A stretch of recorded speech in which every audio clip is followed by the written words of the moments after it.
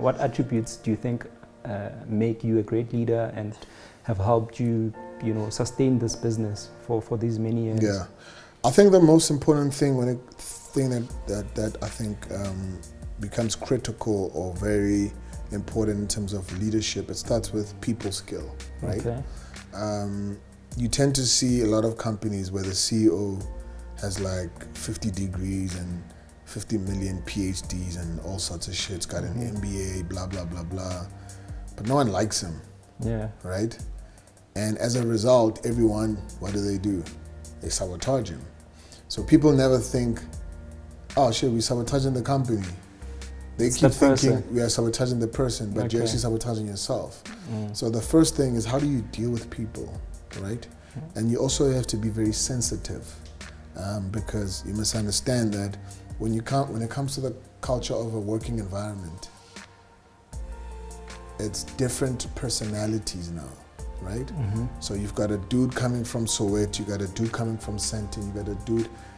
I know at the end of the day we're here to work, but it goes beyond that, because you are going through a divorce, you've just impregnated a random girl in a club, you know what I'm saying? Yeah. There's all these dynamics, right? But at the end of the day, is a person has to be comfortable and confident in themselves. So I promote a lot of confidence, because if you're not confident, what the hell are you going to do if you're not confident? Yeah, you need to be confident to move forward. That's it. Yeah. So promoting such things as confidence, and things like reading up, researching. So we're big on researching.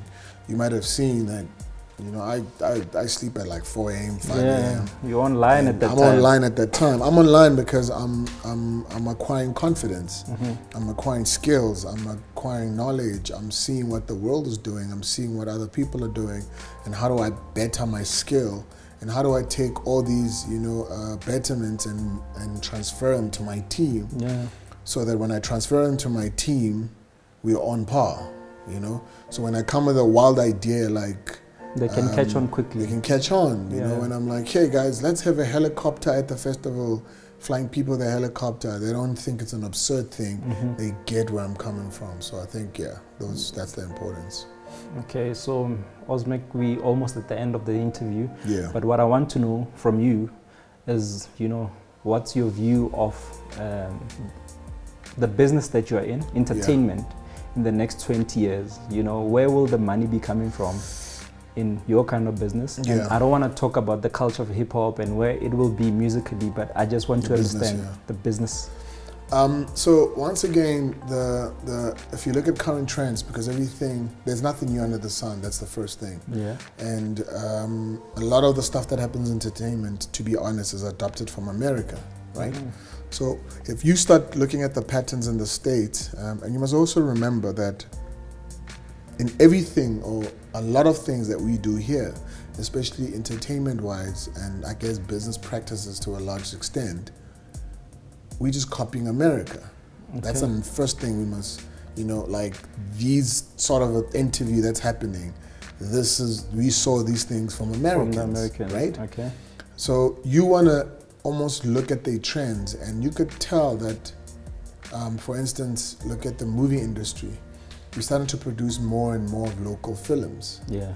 Because we started seeing solutions from people like Tyler Perry. Yeah. Like, oh snap, that guy could shoot a whole movie in one house, and it works. Will be a big movie. It will be a big movie. Global. Then you started to see a lot of these guys doing these sort of things. You're starting to see a lot of independent record labels this side. You're starting to see brand affiliation and associations. So I think in the next 20, you should start seeing more and more of those happening, because you look at the current kings, which is like AKA a Casper, an STC, a Questa. Their biggest paychecks are not coming from record sales. It's coming from brand endorsements or brand affiliations. And we're talking millions. We're talking 3 million, 2 million, and I think the next generation will take it even further, because remember, the first generation to sort of dabble in this stuff is people like WHP and Pro Kid and all those guys.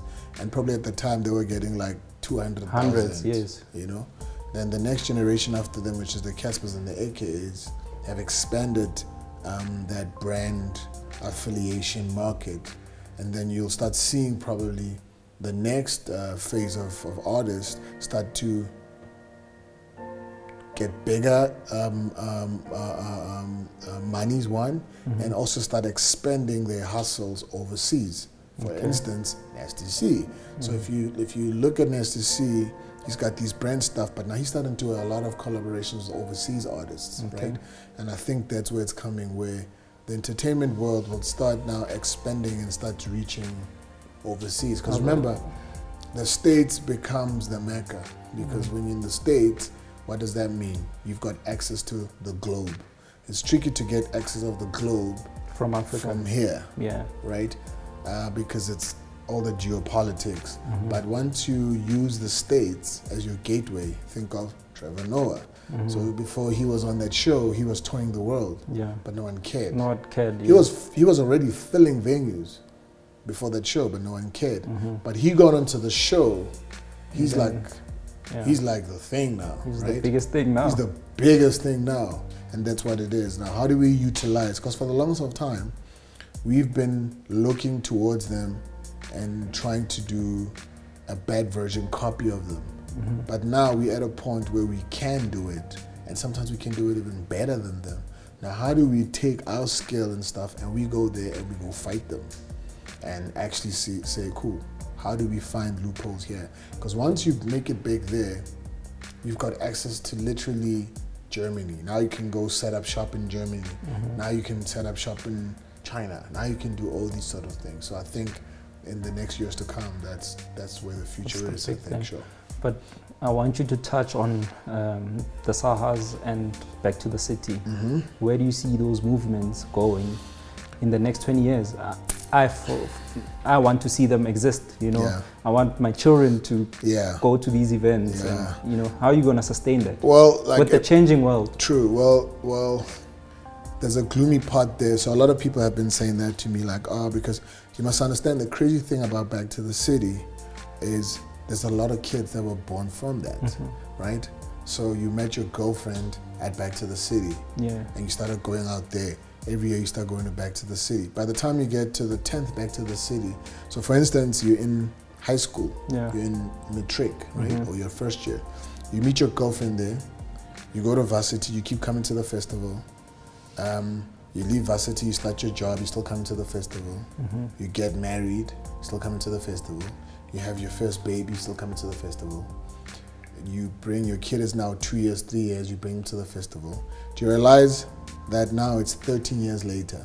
So there's a generation that the parents were sort of hooked up at the festival. At the festival, So a lot of them are like, I'd like my kid to come, you know, because I understand that. That's the sentiments I have myself. But sadly so, with the announcement that in 2021 we'll be closing the festival, so it would be 15 years. We'll be closing it. News. That's bad news.